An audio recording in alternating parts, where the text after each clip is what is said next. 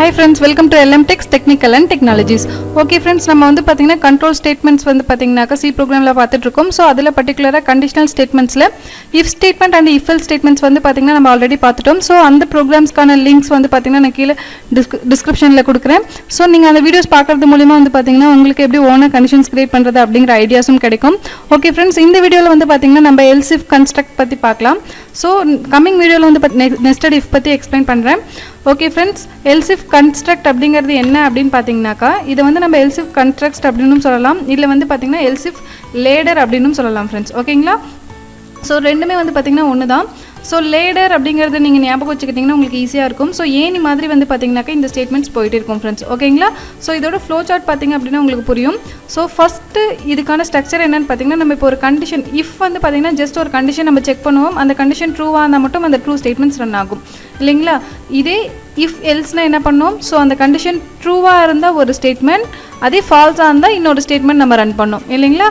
So இப்போ இந்த இடத்துல else if ladder பொறுத்த வரைக்கும் வந்து பாத்தீங்கன்னாக்கா நம்மளோட கண்டிஷன் ஃபால்ஸா இருந்தது அப்படினாக்கா நம்ம அந்த இடத்துல டைரக்ட்டா அந்த ஃபால்ஸ் ஸ்டேட்மென்ட்ஸ் எக்ஸிக்யூட் பண்ணாம அதுக்கு பதிலா இன்னொரு கண்டிஷன்ஸை நம்ம யூஸ் பண்ணிக்கலாம் फ्रेंड्स. ஓகேங்களா? சோ கண்டிஷன் ட்ரூவா இருந்தா ஒரு ஸ்டேட்மென்ட் ரன் ஆயிடும். அடுத்து அந்த கண்டிஷன் ஃபால்ஸா இருந்தது அப்படினாக்கா நம்ம டைரக்ட்டா ஃபால்ஸ் ஸ்டேட்மென்ட்ஸ் எக்ஸிக்யூட் பண்ணாம அந்த இடத்துல நம்ம another கண்டிஷனையும் நம்ம செக் பண்ணிக்கலாம். ஓகேங்களா? சோ அந்த செகண்ட் கண்டிஷன் நமக்கு ட்ரூவா இருந்தது அப்படினா அதுக்கான ஸ்டேட்மென்ட்ஸ் ரன் ஆகும். இல்ல அந்த செகண்ட் கண்டிஷனும் ஃபால்ஸ் ஆயிடுச்சு அப்படினாக்கா நமக்கு அந்த தேர்ட் ஸ்டேட்மென்ட் வந்து பாத்தீங்கன்னா அது இன்னொரு கண்டிஷன்ஸ் வேணா நம்ம யூஸ் பண்ணிக்கலாம். சோ அதாவது else பார்ட்ல நம்ம ஒரு if கண்டிஷனை நம்ம ஆட் பண்ணோம் அப்படினாக்கா else if construct அப்படினு சொல்லி சொல்றோம் फ्रेंड्स. ஓகேங்களா? சோ இப்போ எனக்கு நான் தேர்ட் கண்டிஷன் செக் பண்றேன். சோ தேர்ட் கண்டிஷனும் ஃபால்ஸ் ஆனச்சு அப்படினாக்கா அது ட்ரூவா இருந்தா அந்த ஸ்டேட்மென்ட்ஸ் ரன் ஆகும். இல்லாட்டி நம்ம டைரக்ட்டா என்ன பண்ணிக்கலாம், ஃபால்ஸ் ஸ்டேட்மென்ட்ஸை நம்ம ரன் பண்ணிக்கலாம். அது else பார்ட்டை ரன் பண்ணிக்கலாம். சோ இது வந்து பாத்தீங்கன்னா உங்களுக்கு ஜஸ்ட் ஃப்ளோவா பாக்கும்போது கிளாரிட்டி கிடைக்காது. சோ இது யூஸ் பண்ணி நான் ஒரு சின்ன எக்ஸாம்பிள் ப்ரோக்ராம் நான் போட்டு காட்றேன். சோ அப்ப வந்து பாத்தீங்கன்னாக்கா உங்களுக்கு else if constructனா என்னங்கிறது ஈஸியா அண்டர்ஸ்டாண்ட் ஆகும் फ्रेंड्स. ஓகேங்களா?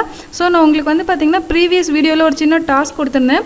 என்ன டாஸ்க் அப்படினு பாத்தீங்கன்னாக்கா if else ஸ்டேட்மென்ட் யூஸ் பண்ணி வந்து பாத்தீங்கன்னாக்கா எனக்கு ஒரு ரெண்டு நம்பர் கொடுக்கறனா ரெண்டு நம்பர்ல எந்த நம்பர் வந்து கிரேட்டஸ்ட் நம்பர் அப்படினு சொல்லிட்டு ஃபைண்ட் அவுட் பண்ண சொல்லிருந்தேன்.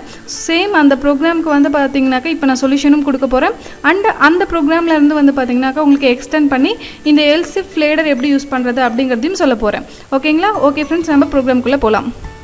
ஓகே फ्रेंड्स, இப்போ நான் ப்ரோக்ராம் போட போறேன். சோ என் ப்ரோக்ராம்க்கு தேவையான எரர் ஃபைல்ஸை நான் இன்க்ளூட் பண்ணிக்கிறேன். ஓகே फ्रेंड्स, இப்போ என்னோட ப்ரோக்ராம்க்கு தேவையான மெயின் ஃபங்க்ஷனை வந்து பாத்தீங்கன்னா ஆட் பண்ணிட்டேன். தென் இப்போ என்னோட ப்ராசஸ் என்ன அப்படினு பாத்தீங்கன்னா நான் ரெண்டு நம்பரை கெட் பண்ண போறேன். சோ அந்த ரெண்டு நம்பர்ல வந்து பாத்தீங்கன்னா எந்த நம்பர் வந்து பாத்தீங்கன்னா நான் பெரிய நம்பர் அப்படிங்கறத ஃபைண்ட் அவுட் பண்ண போறேன். ஓகேங்களா? சோ இப்போ இந்த இடத்துல வந்து பாத்தீங்கன்னா நான் டூ வேரியபிள்ஸ் நம்பர் அப்படிங்கறனால இன்ட் டேட்டா டைப் யூஸ் பண்ணி டூ வேரியபிள்ஸ் டிக்ளேர் பண்ணிக்கிறேன். சோ a, b அப்படினு சொல்லிட்டு ரெண்டு வேரியபிள்ஸ்க்கு நான் நேம் கொடுத்துட்டேன். சோ இந்த ரெண்டு வேரியபிள்ஸ்க்கும் தேவையான வேல்யூஸ் வந்து நம்ம கெட் பண்ணிக்கலாம். சோ நான் சின்ன மெசேஜ் கொடுக்கிறேன். printf /n enter the value for a. so a வந்து பாத்தீங்கன்னா நான் ஃபர்ஸ்ட் நம்பரா கன்சிடர் பண்ணிக்கிறேன். so a க்கு வந்து பாத்தீங்கன்னா வேல்யூஸை கெட் பண்ணிக்கிறேன். %d, address of a. ஓகேங்களா? then printf /n enter the value for b. ஓகேங்களா? then b ஐயும் கெட் பண்ணி நம்ம என்ன பண்ணிக்கலாம், வேரியபிள்ல ஸ்டோர் பண்ணிடலாம். So ampersand of b. ஓகேங்களா? ஸோ நான் a and b வந்து பார்த்தீங்கன்னா கெட் பண்ணி வேரியபிள்ஸில் ஸ்டோர் பண்ணிட்டேன். இப்போ இதை வந்து பார்த்தீங்கன்னா if else ஸ்டேட்மெண்ட்ஸ் யூஸ் பண்ணி செக் பண்ண போகிறேன். So first if. ஸோ ifல வந்து பார்த்தீங்கன்னா என்ன கண்டிஷன் கொடுக்குறேன்னு பார்த்தீங்கன்னா a greater than b. So அதாவது b-ஐ விட a கிரேட்டஸ்டாக இருந்தது அப்படின்னா எனக்கு a-ஓட வேல்யூ தான் பெருசு இல்லைங்களா? ஸோ இந்த இடத்துல நான் என்ன பண்ணிக்கிறேன்னா ஒரு சின்ன மெசேஜில் a is greatest அப்படிங்கிறது கொடுத்துக்கிறேன். ஓகே, அப்படி இல்லைன்னா எல்ஸ் கண்டிப்பாக வந்து a இல்லைன்னா b தான் கிரேட்டஸ்ட் இல்லைங்களா? ஸோ இந்த இடத்துல நான் என்ன பண்ணிக்கிறேன், b is greatest. ஸோ இப்படி நான் ஒரு மெசேஜை கொடுத்துக்கிறேன். ஓகேங்களா? ஸோ எனக்கு a கிரேட்டஸ்ட்டாக இருந்தது அப்படின்னாக்கா a தான் கிரேட்டஸ்ட்னு சொல்லணும், இல்லாட்டி b கிரேட்டஸ்ட்னு சொல்லணும். ஓகேங்களா? ஸோ இப்போ நான் என்னோடய ப்ரோக்ராமை ரன் பண்ணுறேன். ஸோ ரன் பண்ணும்போது வந்து பார்த்தீங்கன்னாக்கா நான் ஏக்கு 12 கொடுக்குறேன், பிக்கு 15 கொடுக்குறேன். ஸோ ஆட்டோமேட்டிக்காக எனக்கு வந்து பார்த்தீங்கன்னா b is greatest. ஓகேங்களா? ஸோ இப்போ இந்த மாதிரி வந்து பார்த்தீங்கன்னாக்கா எனக்கு கிரேட்டஸ்ட் வேல்யூ என்னவோ அந்த வேல்யூ டிஸ்பிளே ஆகணும் அப்படின்னு நீங்கள் நினச்சிங்கன்னா இன்னொரு வேரியபிள் வச்சு என்ன பண்ணிக்கலாம், அந்த வேல்யூவை கெட் பண்ணிக்கலாம். இப்போ எக்ஸாம்பிளுக்கு வந்து பார்த்தீங்கன்னா இப்போ எனக்கு 2 நம்பரில் எந்த நம்பர் பெருசோ அந்த நம்பரை மட்டும் டிஸ்பிளே பண்ணணும் அப்படின்னா நான் சி அப்படிங்கிற ஒரு வேரியபிள் இல்லை ஆன்சர் அப்படிங்கிற ஒரு வேரியபிள் வச்சுக்கிறேன். ஸோ இந்த வேரியபிளில் எனக்கு பியை விட ஏ கிரேட்டஸ்ட்டாக இருந்தால் அந்த ஆன்சரில் ஏவை ஸ்டோர் பண்ணிக்கிறேன், இல்லை அப்படின்னாக்கா பியை ஸ்டோர் பண்ணிக்கிறேன். ஓகேங்களா? ஸோ இப்போ இந்த இடத்துல நான் கிரேட்டஸ்ட்டு நம்பரை நான் டிஸ்பிளே பண்ணேன் அப்படின்னாக்கா, ஸோ ஆன்சரை டிஸ்பிளே பண்ணேன் அப்படின்னாக்கா எனக்கு 2ல் எந்த நம்பர் பெரிய நம்பரோ அந்த நம்பரோட வேல்யூஸ் வந்து பார்த்திங்கன்னா டிஸ்பிளே ஆகும். ஓகேவா ஃப்ரெண்ட்ஸ்? ஸோ இந்த மாதிரி வந்து பார்த்தீங்கன்னாக்கா நீங்கள் கிரேட்டஸ்ட் வேல்யூ எப்படி கண்டுபிடிக்கிறது அப்படிங்கிறத பார்க்கலாம். ஓகே ஃப்ரெண்ட்ஸ், நான் இப்போ இதிலே இருந்து என்ன பண்ண போகிறேன் அப்படின்னு பார்த்தீங்கன்னாக்கா ElseIfLadder நான் கண்டினியூ பண்ண போகிறேன். இப்போ நான் ப்ரீவியஸ் போட்ட ப்ரோக்ராம் எடுத்துக்கிறேன். ஓகே ஃப்ரெண்ட்ஸ், இப்போ வந்து பார்த்தீங்கன்னாக்கா எனக்கு ஏ கிரேட்டஸ்ட்டாக இருந்தது அப்படின்னாக்கா எனக்கு ஏ வந்து பார்த்தீங்கன்னா கிரேட்டர்னு சொன்னது, இல்லை வந்து பார்த்தீங்கன்னா பி கிரேட்டஸ்ட்டாக இருந்தது அப்படின்னாக்கா பி இஸ் கிரேட்டஸ்ட் அப்படிங்கிற மெசேஜ் வந்து பார்த்தீங்கன்னா டிஸ்பிளே ஆனிச்சு. இப்போ நான் இன்கேஸ் ரெண்டுமே ஈக்குவலாக கொடுத்தேன்னு வச்சுக்கோங்களேன், எனக்கு என்ன ஆகும்? So B is greatest. ஏன்னா என்னோட கண்டிஷன் என்னென்னா பியை விட ஏ பெருசாக இருந்தால் மட்டும்தான் வந்து ஏவை கிரேட்டஸ்ட்னு நான் மென்ஷன் பண்ணுறேன். ஸோ அப்படி இல்லைனாவே பி அப்படின்னு சொல்லிடுறேன். ஸோ இப்போ இந்த இடத்துல வந்து பார்த்தீங்கன்னா எனக்கு 2 ஈக்குவல் அப்படிங்கிற இன்னொரு கண்டிஷனே நான் செக் பண்ணணும் அப்படின்னா நம்ம இந்த இடத்துல இந்த எல்ஸ் பார்ட்டில் வந்து பார்த்திங்கன்னா நம்ம அனதர் இஃப் கண்டிஷன் ஆட் பண்ணிக்கலாம். ஓகேங்களா? ஸோ இதை தான் வந்து பார்த்திங்கன்னா ElseIfLadderன்னு சொல்கிறோம். ஸோ எல்ஸ் பார்ட்டில் நீங்கள் இஃப் கண்டினியூ பண்ணினீங்க அப்படின்னாக்கா இதை வந்து நம்ம ElseIfLadderன்னு சொல்கிறோம்.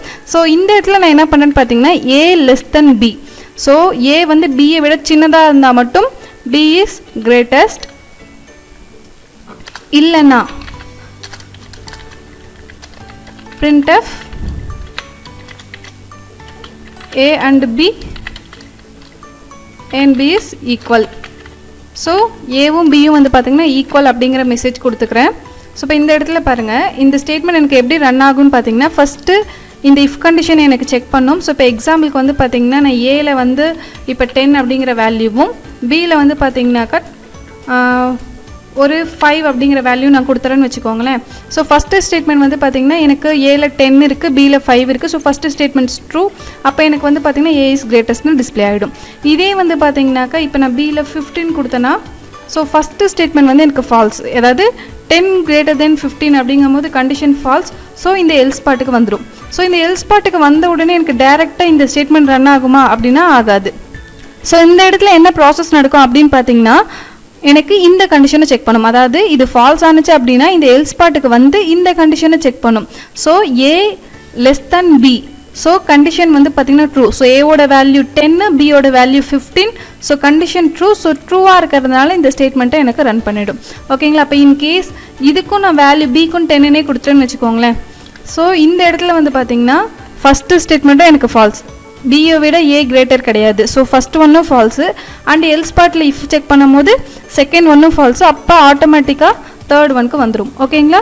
ஸோ இந்த எல்ஸ் பார்ட் வந்து பார்த்திங்கன்னா நமக்கு ரன் ஆகும்.